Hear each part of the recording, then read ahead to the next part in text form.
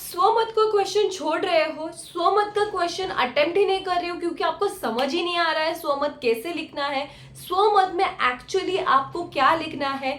तो आज के इस वीडियो में हम इतना इन डिटेल समझेंगे स्वमत होता क्या है, इसके लिखने के ट्रिक्स एंड टिप्स क्या है। ऊपर से हम बहुत ही अच्छा एक एग्जाम्पल भी समझेंगे कि एक्चुअली स्वमत से आपको क्या क्या लिखना है और कैसे 2 मिनट में, जी हाँ 2 मिनट में ये क्वेश्चन आप अटेम्प्ट कर सकते हो विद एग्जाम्पल। पूरा इन डिटेल देखने वाले हैं। वीडियो शुरू करने से पहले जल्दी से जाइए, चैनल को सब्सक्राइब कीजिए, वीडियो को लाइक कीजिए। और अगर आप मेरे चैनल पे नए हैं और कोई और विषय के अनुसार या और टॉपिक पे वीडियो देखना चाहते हैं तो जल्दी से कमेंट बॉक्स पे लिखिए, मैं बहुत सारे वीडियोस आपके लिए लेके आने वाली हूँ। तो let's get started with our today's video. Question number 1 and 2 जो 8 मार्क्स के लिए आपको पूछा जाता है, पठित गद्यांश एंड अपठित गद्यांश, उसके लास्ट में मतलब लास्ट क्वेश्चन जो होता है 2 मार्क्स का, उसमें आपको स्वमत पूछा जाएगा। स्वमत ये पठित गद्यांश एंड अपठित गद्यांश के अनुसार ही पूछा जाता है। फॉर एग्जाम्पल आपको एक पठित गद्यांश दिया गया है जो मोबाइल पे डिपेंडेंट है। मोबाइल क्यों इस्तेमाल करना अच्छा है, मोबाइल आज के जमाने में इस्तेमाल करके हमें क्या क्या फायदे हो रहे हैं, उस पर डिपेंडेंट है। ओके, तो उसी रिलेटेड क्वेश्चन आपको पूछा जाएगा। फॉर एग्जाम्पल आपको ये पूछा जाएगा कि मोबाइल का यूजेस आगे के 10 साल में हम कैसे करेंगे, ये आपके भाषा में आपको बताना है। तो आपको क्या करना पड़ेगा, आपके भाषा में जो बता रहे स्वमत मतलब आपकी जो लैंग्वेज है, आपका उस पे ओपिनियन क्या है, आपका मत क्या है, वो आपको उसमें लिखना है। याद रखिएगा 2 मार्क्स का क्वेश्चन है तो आपको 5 to 6 लाइन से एक्सटेंड नहीं करना है। बहुत सारे बच्चे ऐसे हैं कि 2 मार्क्स के क्वेश्चन के लिए पूरा पेज लिख देते हैं, वो गलत बात है। 5 to 6 लाइन में ही आपको वो एक्सप्लेन करना है।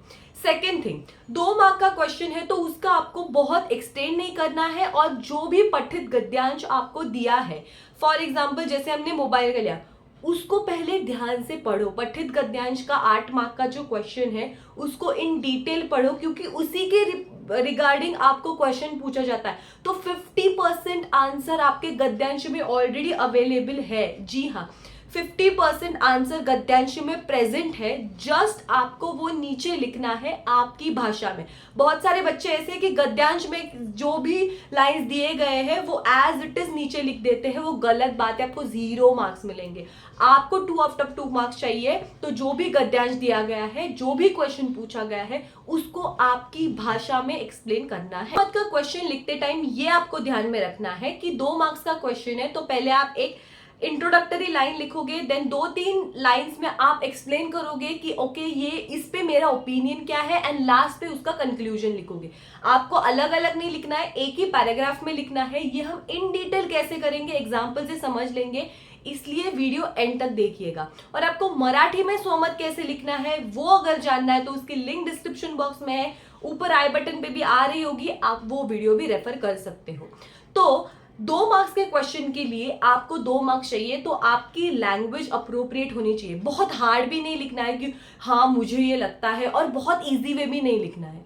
आपको एक मॉडरेट लैंग्वेज में लिखना है कि इस पे आपका ओपिनियन क्या है। तो भाषा शैली आपकी जो है वो अच्छी होनी चाहिए। जो भी आंसर आप लिख रहे हो वो अकॉर्डिंग टू क्वेश्चन होना चाहिए। मोबाइल के अगर आपको फायदे पूछे गए हैं, और बहुत सारे बच्चे हैं कि मोबाइल से हमें हानि क्या होती है वो लिखना है, बिल्कुल नहीं।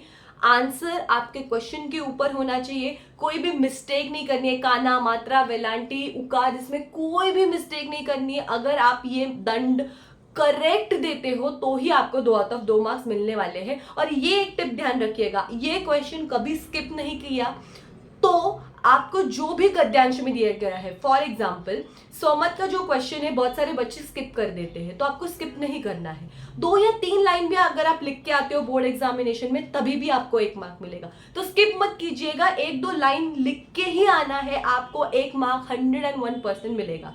तो चलिए देखते हैं इसका एग्जाम्पल क्या है। आपको नेक्स्ट स्क्रीन में एक पठित गद्यांश दिखाया जाएगा, जो गद्यांश आपको पूछा गया था या एज ए रेफरेंस के तौर पर आप रेफर कर सकते हो, उसी गद्यांश का स्वमत कैसे लिखना है वो हम देखेंगे।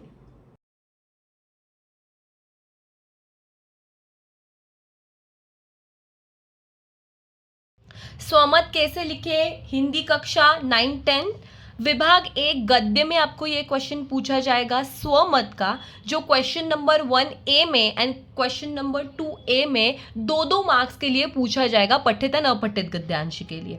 तो चलिए देखते हैं क्वेश्चन कैसे पूछा जाएगा। स्वमत नाम से आपको क्वेश्चन नहीं पूछा जाएगा, क्वेश्चन डायरेक्टली पूछा जाएगा। क्वेश्चन नंबर 4 है, पढ़ोगे तो बढ़ोगे विषय पर 25 से 30 शब्दों में अपने विचार लिखिए। 25 से 30 शब्दों में ही लिखने हैं और अपने विचार लिखने हैं, मतलब वो क्वेश्चन 101% स्वमत का ही होने वाला है। इसका आंसर कैसे है देख लेते हैं हम।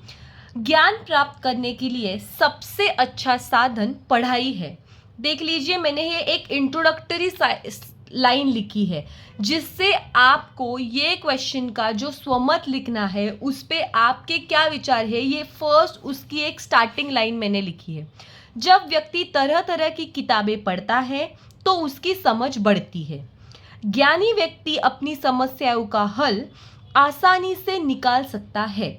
ये देख लीजिए आप कि मैंने ये जो लाइंस लिखी है इसका रेफरेंस जो है वो मैंने जो ऊपर गद्यांश दिया गया था उससे ही लिया है, परंतु जो वर्डिंग जो है वो मैंने मेरे फॉर्मेट में लिखी है।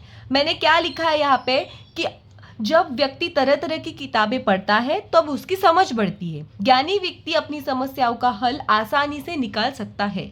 ज्ञान के सहारे हर अच्छी बुरी परिस्थिति का सामना कर सकते हैं। ज्ञान के सहारे हम क्या कर सकते हैं, हर अच्छी एंड बुरी चीज़ों की सामना कर सकते हैं। ये मैंने मेरी लैंग्वेज में लिखा है। ऐसे लोग अपने ज्ञान के सहारे जीवन में सफलता प्राप्त कर सुखी जीवन जीते हैं। जो व्यक्ति ज्ञानी होता है वह न सिर्फ स्वयं बल्कि पूरे समाज के लिए लाभकारी होता है।